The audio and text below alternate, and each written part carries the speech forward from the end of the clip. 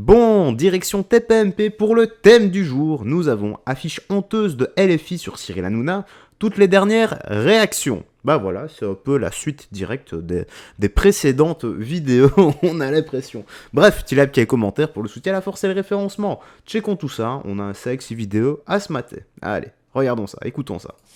Bravo, voilà, Gauthier, journaliste. Alors, ça serait fou, ça, quand même. Oui, la question, ça va être de savoir jusqu'où. Monsieur Mélenchon a dit « je ne l'avais pas vu ». Là, maintenant, ça commence à se resserrer autour de Manuel Bompard, autour d'autres. Non, mais c'est ce qu'il a dit. Et la question, ça va être maintenant jusqu'où les ténors d'LFI étaient au courant de l'affiche, avaient avalisé l'affiche, validé. Ça, c'est vraiment une question importante. Est-ce que ça va devenir une question politique? C'est une honte, c'est un scandale énorme. Je trouve qu'il ne faut pas laisser passer. Ça secoue beaucoup pour eux. Mais LFI, est-ce qu'ils ont réagi? Est-ce qu'il y a des membres? Oui, il y a Manon Aubry qui a réagi. Voilà. Ils devraient tous réagir. Évidemment, il est interrogé sur la polémique des affiches, de la honte. Elles ne sont pas indignées. Et la mauvaise foi continue, puisqu'elle dit que les affiches n'avaient rien à voir avec ma religion, on ne va pas la voir, hein, c'est ce qu'elle a dit. Voilà, vu que l'affiche n'avait rien d'antisémite, donc Thomas Soto lui a demandé la raison pour laquelle ils ont rétropédalé et retiré l'affiche. Regardez, juste ça, sa réponse est lunaire. Regardez. Ça. Pas besoin de beaucoup connaître l'histoire pour savoir que cette iconographie est typiquement antisémite. La LICRA, qui n'est pas à proprement parler une officine d'extrême droite, LFI recycle l'iconographie anti-juive. Patrick Caner, patron des sénateurs socialistes, votre allié dans le Nouveau Front Populaire, c'est une nouvelle saloperie de la France insoumise. Écoutez, je viens de vous le dire que c'était absolument pas l'intention, c'était pas l'objectif, et c'est la raison d'ailleurs pour laquelle cette affiche a été très rapidement retirée. C'est un peu un aveu de culpabilité d'enlever l'affiche, que si elle ne pose pas de problème, pourquoi vous l'enlevez? C'est surtout qu'on n'a pas envie justement que la polémique se tienne autour de cette affiche. Mais c'est honteux, c'est tout ce qu'elle dit sur cette affiche. Mais c'est honteux. C'est honteux, bien sûr. Je suis choqué là, tu vois. Il n'y en a pas un qui a fait un mea culpa. Allez, la suite. On va écouter. Tout d'abord, j'ai une pensée républicaine pour Cyril Hanouna, qui a quand même été une victime d'une illustration raciste, antisémite, qui nous rappelle la période la plus sombre de notre histoire. Je vous rappelle la fameuse exposition Le Juif et la France de 1941. Pas plus tard qu'hier, je faisais dans ma ville une réunion avec 150 collégiens, pardon, parce que je suis particulièrement ému quand j'évoque ces questions-là, avec une rescapée d'Auschwitz de 97 ans, où justement le sujet c'était attention, l'histoire ne se répète pas, mais elle peut bégayer. Et là, quand j'entends la manière avec laquelle les responsables de la France insoumise se défendent en disant que c'était une erreur, c'est pas une erreur. C'est pas une erreur. C'est une faute. C'est un délit. L'antisémitisme, le racisme est un délit. C'est un délit. Karim Bouamrane, le maire de Saint-Ouen, qui est exceptionnel, qui est à chaque fois au rendez-vous. Un maire de gauche qui a des cojones. Qui est pour moi voilà, une alternative très très sérieuse et intéressante en tout cas. Quand je te disais, il faudrait des hommes de gauche. C'est voilà, quelqu'un. Là, lui, c'est un vrai leader de gauche. Hein. C'est la gauche républicaine. C'est pas ce qu'on voit. Voilà, lui, et puis il a du courage. Hein. Karim, c'est un mec exceptionnel dans la vie. Demandez à Saint-Ouen ce qu'il a fait. C'est exceptionnel, hein, vous allez voir. Gilles, vous voteriez pour Karim Bouamrane, non? Vous voteriez plus pour LFI que pour Karim Bouamrane? Je peux parler honnêtement, je ne vais pas vous mentir, je ne vous ai jamais menti, Cyril. Oui. C'est catastrophique. Gilles Verdez est catastrophique. Et je ne suis pas antisémite. Ça, c'est quelqu'un de gauche qui est exceptionnel. Gauche républicaine, respectable. À Gilles. Mais ça va encore énerver tout le monde. C'est une question intéressante parce que du coup, vous êtes d'accord pour dire que là, quand même, LFI, ils sont en train de se prendre les pieds dans le tapis et que pour le coup, il fait quand même, c'est difficile de dire qu'ils n'ont pas cherché à faire mal, là, quand même. Et que c'est quand même indigne d'un parti politique, ce qu'ils viennent de faire. On est d'accord? Je suis d'accord. Oui, mais alors, si vous continuez de voter pour eux, c'est donc que vous acceptez l'idée qu'un parti politique puisse faire ça. C'est ça, alors. Ouais. Alors vous acceptez. Non, mais quand il y a un mec qui est valable à gauche, parce que c'est ce qu'a dit Raymond la dernière fois, quand il y a un mec qui est valable à gauche, comme Karim Bouamrane, qui est super, qui d'ailleurs qui fracasse la LFI. Karim Bouamrane qui est un vrai homme de gauche, mais ce qu'il faudrait. La bonne gauche, qui est quelqu'un d'exceptionnel. Voilà. Gilles Verdez nous dit, je pourrais être plus pour LFI. Ce qui est fou, c'est que. Non, mais il fait ce qu'il veut, mais c'est fou. C'est qu'il a même pas le programme de Karim. Et il vote quand même LFI sans avoir le programme, parce qu'il je vote même pour qui je veux, Raymond. Je sais bien, mais je te dis pas de ne pas voter. Moi, je t'ai toujours dit ici. Attends, Fabrice, moi j'ai toujours dit ici, Gilles il fait ce qu'il veut, s'il veut voter les filles, laissez-le voter les filles. Les gens votent ce qu'ils veulent. Le pauvre Fabrice, quand même, là, il était sur. J'avais l'impression que ce qu'il disait, là, c'était vraiment percutant. Il y en a deux qui lui coupent la parole, c'est dommage. Hein. Je l'ai toujours dit. Ce qui m'interpelle dans ta réaction, c'est que lui, moi je dis toujours qu'il y a beaucoup de gens qui votent. Confiance en lui. Il y a beaucoup de gens qui votent LFI parce qu'il n'y a pas d'homme fort à gauche. Là, t'as un mec qui quand même qui pose ses cornettes, qui dit des choses, qui a fait des choses, qui a fait des choses, qui a montré qu'il a fait des choses. Il a montré des choses. Ouais, il a même pas de programme. On te dit si dans l'éventualité ce serait lui ou la LFI, au lieu de répondre, bah j'attends de voir son programme, j'attends ce qu'il propose, c'est LFI quand même. C'est ça qui me. Mais je. Ouais. Qui voulez-vous, les gars? Comme ça. Hein. Allez, la suite. Avocat aussi, qui a été excellent.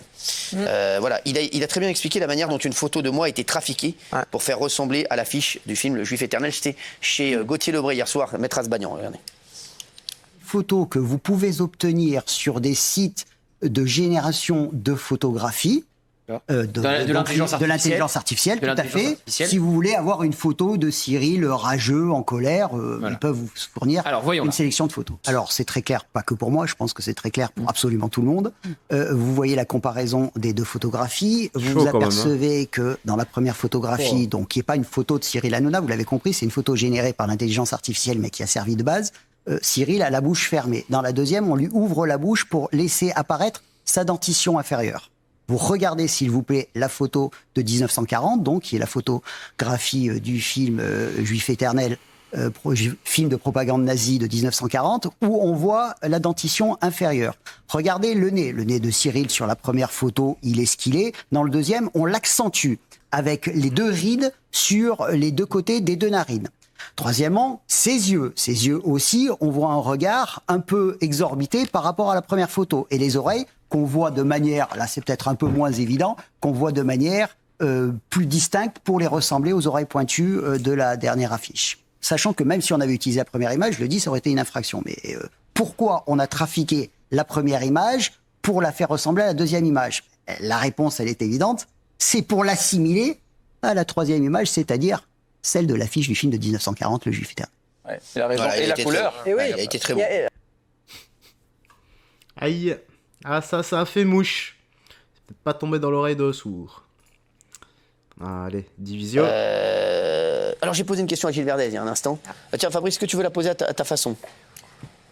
C'est une vraie question de se dire, mais comment on fait? Comment on fait ce grand écart, en fait?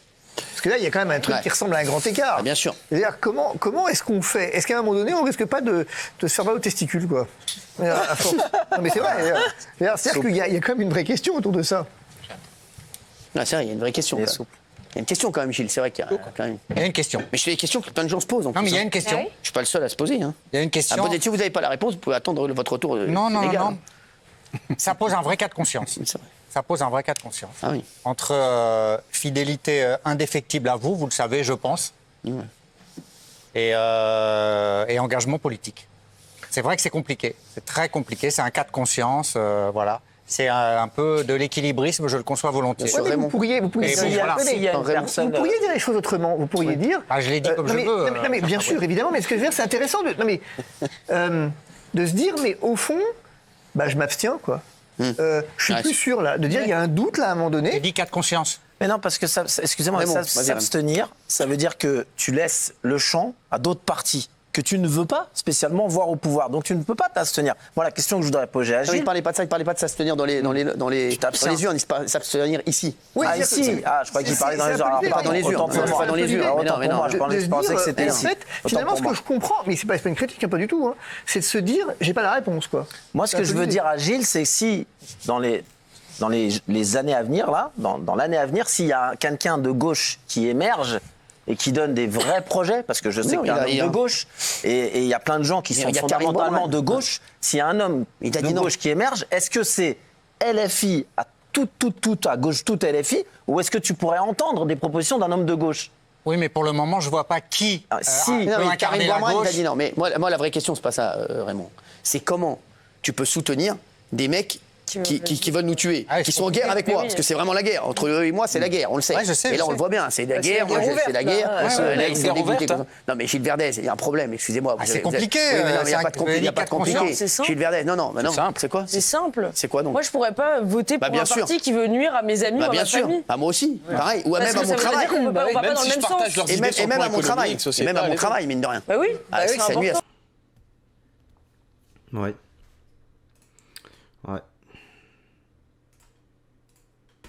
Nous tuer. Vous parlez de guerre tout à l'heure, ils veulent nous tuer. C'est vrai. Je relève quand même un point, c'est que ça, là, ça a commencé comment? Ça a commencé par s'en prendre à C8. Exactement. Ça a commencé par effectivement dire non, nous, Hanouna, on n'a rien contre lui. Bien sûr. Dire nous, on veut juste qu'il soit plus au service public. Enfin, sur la TNT. Sur la TNT, voilà. Et finalement, après, l'étape d'après, on voit qu'on a franchi quelque chose là. Du coup, c'est quoi la troisième étape? Bien sûr, exactement, je suis complètement d'accord. Je le disais tout à l'heure, c'est personnel. C'est ça. Ils veulent l'éliminer. C'est personnel pour le coup. Il y a aussi un combat idéologique, c'est pas que personnel. Complètement. Mais on voit bien quand même que donc il faut assumer à un moment donné.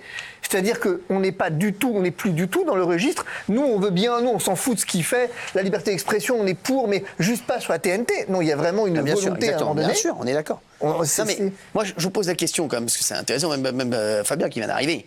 C'est quand même curieux qu'un mec qui est dans ton équipe... On a parlé de guerre tout à l'heure, ils veulent nous tuer. Dommage qu'on n'a plus, comme avant, le tout qui était disponible. Bon, on va finir ici. Hein. Bon, ouais, la fiche de la honte. Hein. Polska donne son avis.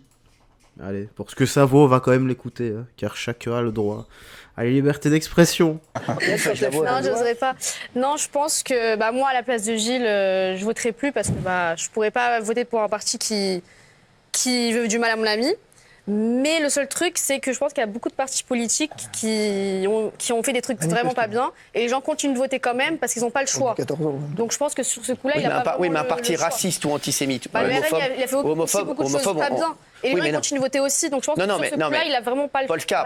Pour moi, racisme, antisémitisme, homophobie, etc., pour moi, c'est éliminatoire. C'est un délit. Voilà, c'est s'il est de gauche, je sais pas où il peut aller. Karim Bouamran. Non, j'oserais pas. Bon, voilà, c'est sur ces paroles de sagesse, toutes sages, qu'on va se quitter. On va se quitter là-dessus, les gars. Donc vous me dites dans l'espace commentaire ce que vous en avez pensé. N'oubliez pas, paix, amour, santé. La vraie paix, amour, hein. N'oublie pas, garde la foi. Je suis le chemin à la liberté et la vie, ce que Jésus-Christ disait. D'ailleurs, que Jésus-Christ te bénisse. Ciao, ciao, et fais très attention à toi.